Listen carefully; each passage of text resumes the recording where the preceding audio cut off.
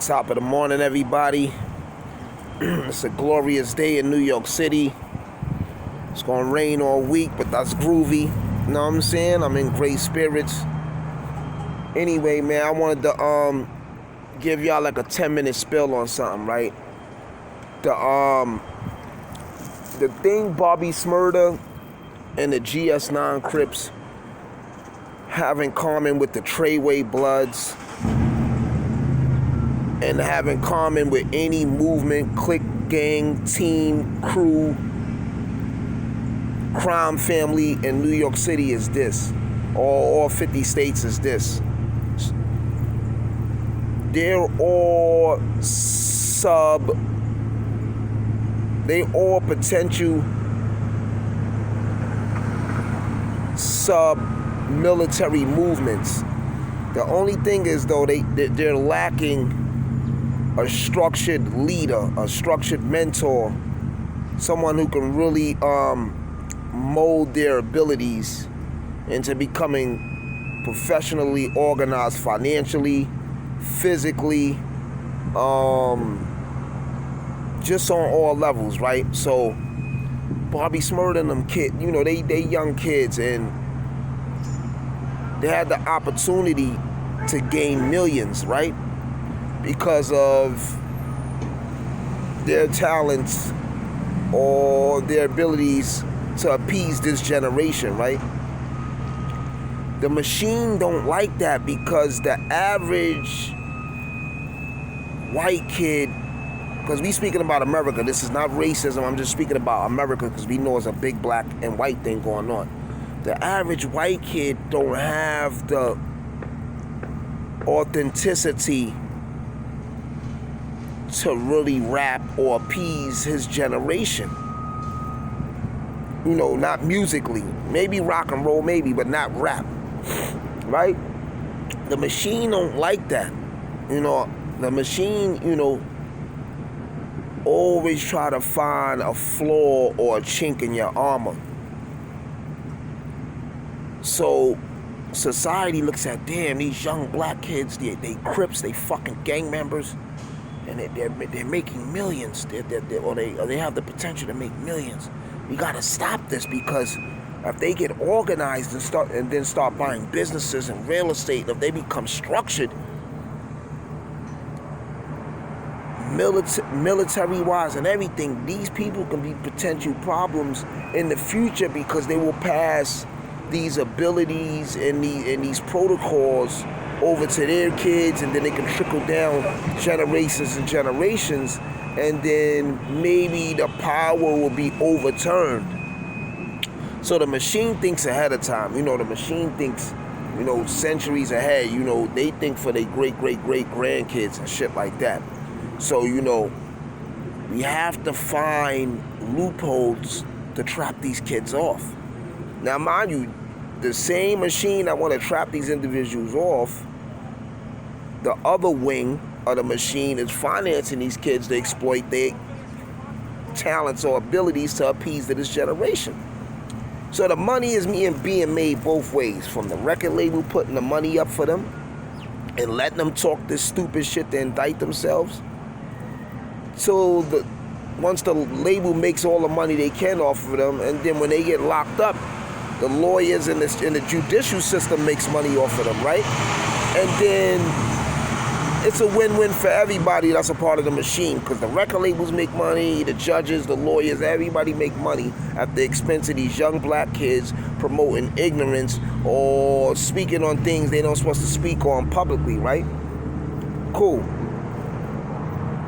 Everything I broke down, that applies to the GS9s, the Trey Bloods, and any other movement to come in the future. You know what I'm saying? You know, we had Dipset movement. First we had, you know, the Rough Rider movement, Rockefeller movement, Beans and them caught a bunch of cases. You know, DMX, Rough Rider movement, DMX caught a bunch of cases. You know, you had the Murder Inc. movement, Ja Rule and them caught a bunch of cases, Irv Gotti and them. Then you had the Coke Boy movement. You know, Chinks got killed. Max went to jail. You know, then you had the Dipset movement. You know, Juice Santana locked up for the gun, and you know, Jim caught a case, and then somehow mysteriously, you know, he got around it, or whatever it may be, right? Then you had the Guerrilla movement. They locked up all the Guerrilla Stones in the Bronx. Casanova come out with the music. He gets caught in some bullshit. Then you have the Treyway shit. They get jammed up, right? So all of these urban military movements that have potential to gross millions, or some of them even grossed millions, but they have no financial structure. They have no economical structure, no military structure, or nothing. And these dudes always drop the ball, right? Y'all know Iron got bars, Iron Sheik got bars, but I'm a different type of sandwich, you know, and I'm a little more, I'm structured. So, you know, I won't bow down and I won't do certain things. So, you know, unfortunately, I haven't been blessed yet to get millions, but I got a few plans in my head. It might not give me no millions, but it'll put me in a situation that I can handle and make a move that make a difference. But, so yeah, all these individuals gets jammed up and trapped off. So I was looking at Hassan Campbell's YouTube page, and he played the recording of the letter that Mel Matrix wrote to the judge. And it was just baffling because with the Mel Matrix situation, because family, you was around. I'm not judging Mel Matrix. You know, people make wrong decisions. You know, power is like a high. You know, when you're in power, sometimes it's like a high. You know, it's like a temporary high. It feels good. You think you're undefeatable. You think you can't be, you know, trapped off or jammed, and then you get trapped off and jammed. And then when you in that cage, trapped, that kryptonite cage, you trapped. When you like, damn, I'm in the belly of the beast. They can rig laws. They can fuck me up. The lawyer can be down with them. I can't really even trust my lawyer because he works for the same machine. And you realize, like, damn, I played myself. But it's too late because you're in there. I've been in that situation. I've been in there. I was facing life before. So I know that shit is like, it's mind-boggling. It's like weight on your brain. You know what I'm saying? So he's pleading to the judge, you know, for mercy, and, you know, I gotta get on to my kids, and I'm gonna change my life, and blah, blah.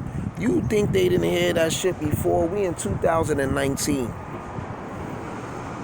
So we in 2019, right? Boy George got 30 years in. September 18th, 2019 made 30 years for Boy George, right? Because Boy George got locked up in 1988, right? 1989, sorry. September 18th, 1989. So Boy George got 30 years in. God Fisher got like 40 years in. They let New York Freddie Myers out after he did the 29, but then he died like a little after, right? They ain't not letting dudes like Larry Hoover home, and dudes like, you know, rest in peace, Tukey Williams. They not letting nobody home that has the potential to organize a strong black movement.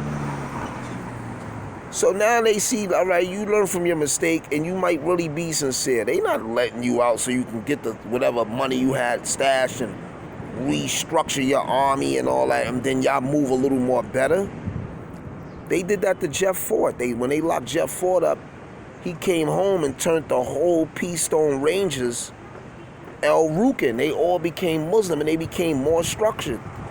And then he got in. Then him and Gaddafi was in contact. And he had potential to get millions in military power.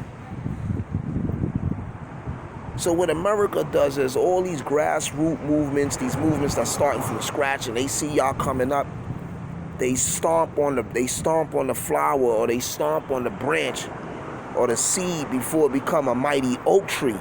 They're not gonna give you time to grow. They're not gonna give you time to grow. Y'all all should watch the movie and read the book, The Spook Who Sat by the Door, because it plays a big part. I'm gonna tell you what was bugged out about dudes in the hood that is getting drug money or run gangs and cliques and all that, or whatever. A lot of these fiends that run around, a lot of these addicts and these dudes that's on drugs, a lot of them is ex-Vietnam members. A lot of them fought in Iraq and Afghanistan wars. So, you know, while they was over there, they acquired these opium addictions. If dudes was real smart, When these fiends pull up, y'all interview them. Yo, you ever fought in the war? Like, you was in the army, you was in the military, you know, most of them wear their dog tags with honor, right? So when you see these dudes with dog tags, you was in the military, yeah, we're infantry, like, what movement? Like, yeah, you know how to do this, you know how to do that, you know how to do this, you know how to do that. Yeah, I know how to do this, I know that. I'm like, listen, man, listen, OG, I'm gonna give you some, you know, say if it's, you know, whatever, his drug of choice, you'll feed him his addiction in exchange for the military knowledge that he know. OG, show me how to set up booby traps. OG, show me how to shoot a rifle the correct way, how to breathe, how to exhaust, how to look, how to zone in and hit a target from 30 miles away. OG, show me how to break this handgun down, you know, shoot it to the empty, break it down, clean it, put it back together, and then reassemble and let it go again or whatever. Dude's supposed to be like, all the resources is around people, but they don't utilize it because they lack networking skills. This even apply to me. I know a billion producers, videographers. I know a billion niggas, but my pride won't allow me, you know, not just my pride, my intelligence, my consciousness won't allow me to reach out because sometimes there's ulterior motives. Dudes will want to milk you, overcharge you, want to gain credit for your success or whatever. So I just let the boat sink. Fuck it. I'm a pirate. I sink on my boat. Fuck it. You know, I'd rather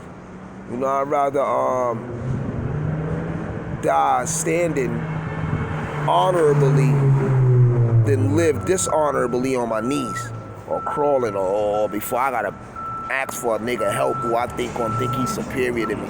I'm not giving a nigga that type of opportunity to, you know, to get that feeling. But anyway, yeah, these dudes, the resources is all around us in the hood. You know what I'm saying? The resources is all around us. And dudes be lacking their networking skills due to pride, due to dudes feeling they better or entitlement or whatever. But, you know, when you on the outside looking in, you can see the chess game better. I'm going to say that. So being I'm on the outside looking in, I can see the errors that these individuals is making. Sometimes when you in the chess game, it's hard to see the moves, but you can still see it if you focus and you deal with your fourth eye. The fourth eye is greater than the third eye because the fourth eye is dealing with seeing things in pure form with no prejudiceness, no discrimination, no personal views, no nothing. They call it an objective. It's like an objective theory. It's just, you know, a theory seeing things in pure form for what it really is, without no distortions, no flaws, or no taints, no personal things inside your outlook. I hope everything go right for them dudes, man. The ones that's not snitching, man, I can't speak for them. But I'm going to tell you this, man, for people in the future, learn from these individuals' mistakes and structure yourself a little better. And if you is getting some money, don't be too loud, man. Tuck your shit, be low. You know, y'all don't gotta advertise all the time how much money y'all getting and what y'all doing because the machine will get you. Now, once you big like Master P or something, you know, you might can announce some things, even though they could knock him down too, but he's a different type of situation and he moved different. But anyway, time is of the essence. I gotta make a move that make a difference. I gotta go handle my handle and get to that chicken. You know, I gotta go get to that Sausalito turkey, that ragu. But, you know, we a vibe again, man. Stay up like a cup. I holler back on my collar crack, iron, intelligence rule over negative nonsense, warlord. Wisdom and righteousness is law over reckless decisions. Stay up like a cup. I holler back on my collar crack. Uno.